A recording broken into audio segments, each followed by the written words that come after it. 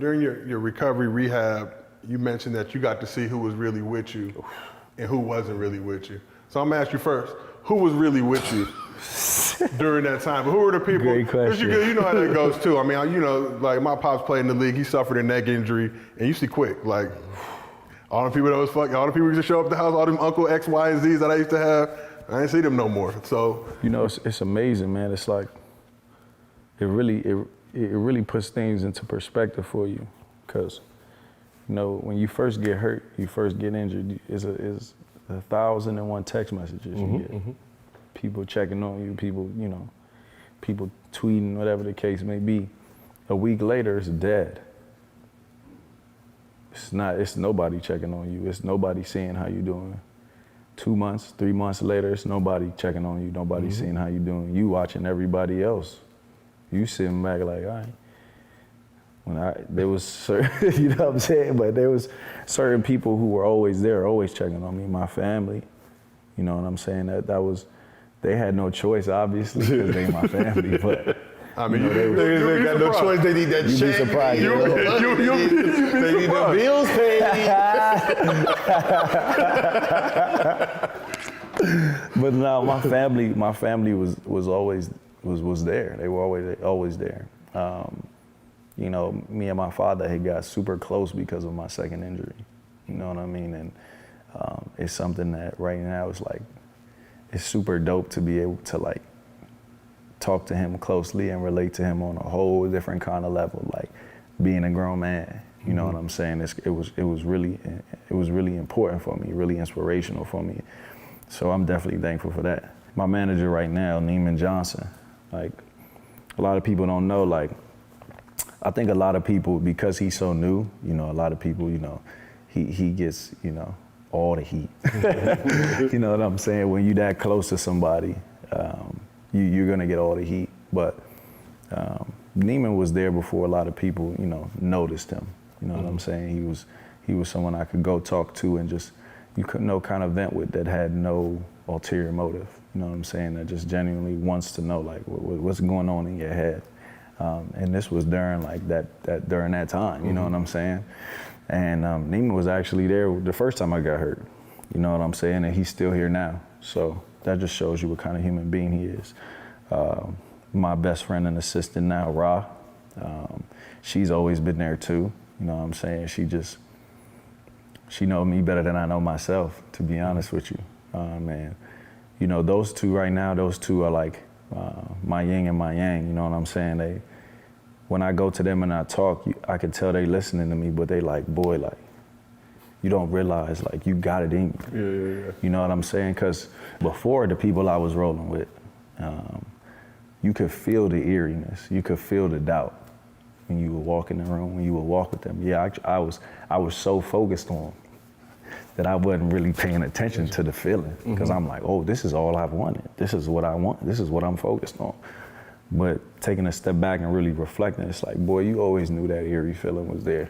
You just wasn't paying attention to it because you were so focused on the ascension, you know what I'm saying? And maybe God needed to slow me down in order for me to fix the squares in my circle. So I couldn't, if I didn't do that, who was to say I would have been able to get to where I wanted to be? So there's a lot of other people, you know, from my trainers to, you know, guys, my PTs who played a intricate role on me being who I am and being where I'm at today. But, you know, for the most part, man, I just stay true to myself, and that's the work. You know, both of y'all know it's the work.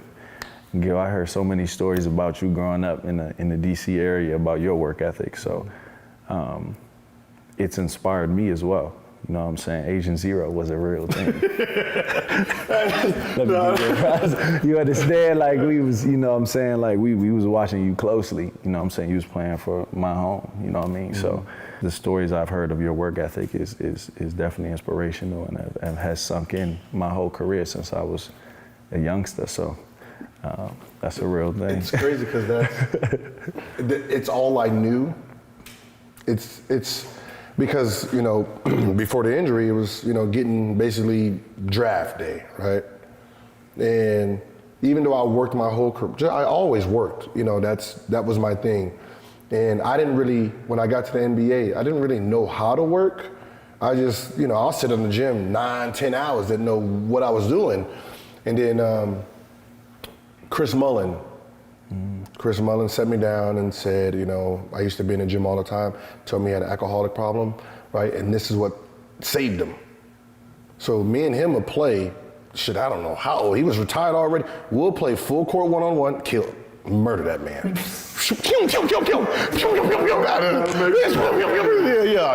Let's half court?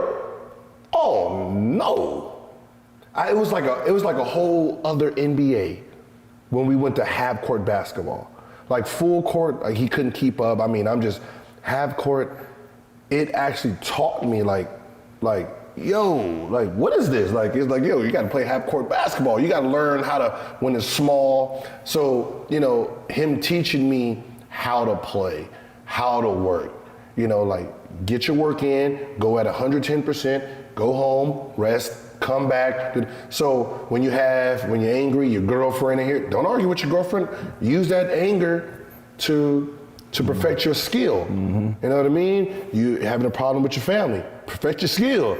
You know what I mean? You didn't have you didn't get enough minutes, perfect your skill. So he taught me how to channel everything that was going on in the outside world into that basketball world. So I only knew who my friends and family was that was here, right? So what ended up happening is I built this wall. If I didn't see you in the gym, I ain't talking to you. Nah. You know what I mean? So my friends, if you ain't rebounding, if that machine break, like I use the machine, if them balls bounce out and your ass ain't hustling to go get them to put them back in, I don't know you, we ain't friends. You know what I mean? So that's how I started judging people. So when I got hurt, same thing happened. Oh man, what happened? You all right? Send him a love. Week later. So they gone. They be gone. So what I did was I put no incoming calls on my phone. So my whole, till this day, it's true. No incoming calls are allowed. So I can only call you, receive text back. You can't call my phone. You didn't, listen, you didn't call me when I was hurt. I don't want to hear that shit. But what if we came into your life after that? Like I'm post rebound because I'll be trying to hit you and it's still, that's what I'm saying. Text me, I get to read it. I want to read what you say. I don't want you to call me that. Y'all didn't call me when I was hurt. Nah. But it ends up happening like that. You start, because people don't realize, I'm a human too. Like I have feelings too. Like I do the basketball thing, but check on me, see how I'm feeling. I don't care what I tweet or I'm saying when it's over, I'm by myself. I'm lonely. I'm like if something happened to you, I'm checking on you all right? All right, speedy recovery. I'm gonna check on you week by week to make sure you're doing the right things. But when it comes the other way, it's like that TV shit only works. What's funny is I've built a whole new perspective on it is that, and I'll be talking to Neem about this, like, I can never expect what I give in return.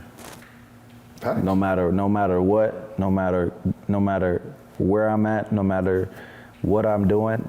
Now I might get it, but never expect to get it. You understand? Like, because not everybody was raised the same way. Not everybody comes from the same background.